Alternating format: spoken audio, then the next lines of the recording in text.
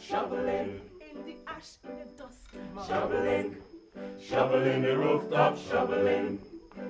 one motion, Dip, toss, dip, two motion, dip, toss, dip. For most people, the ash was more of a nuisance than anything else. But as the lava dome began to grow, the risks of a deadly pyroclastic flow increased. Choir member Alvin Green was amongst the first people to be affected.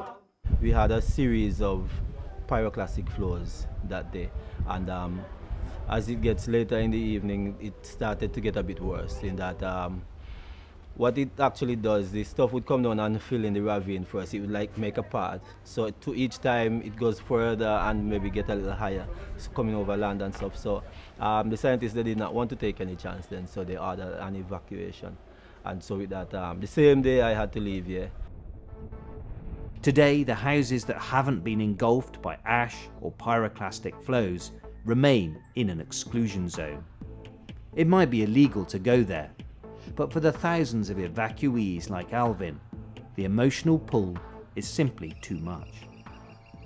I've been back to my area a couple of times just to see what it's like and just to get out some memories again of my old place, you know. So I've been there a couple of times, but it's not the same.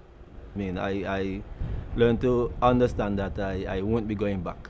But when I do go there, I just reminisce and say, boy, this is where I used to live, this is what I used to do here, you know, those things. But I think I'm beginning to let go. I've learned to let go. And because then if you don't, it can have a mindset on you and kind of offset you or throw you back, you know. So I think I've learned to let go. And the evacuation didn't just affect people's homes. Businesses were affected too. I mean, we had a town and we had an economy, and there were many businesses in the old Plymouth.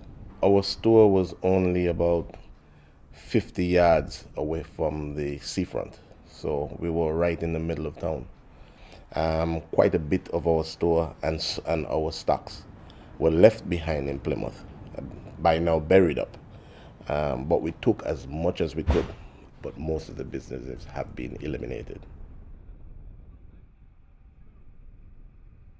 Today, Romeo has reopened his hardware store in the north of the island.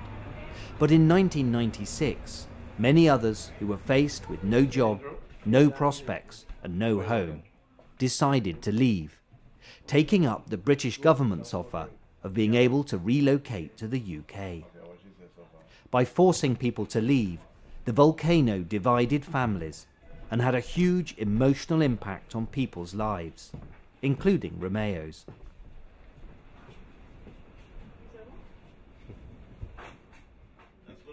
We boarded a plane. I remember crying my eyes off when the plane lifted from Blackburn Airport.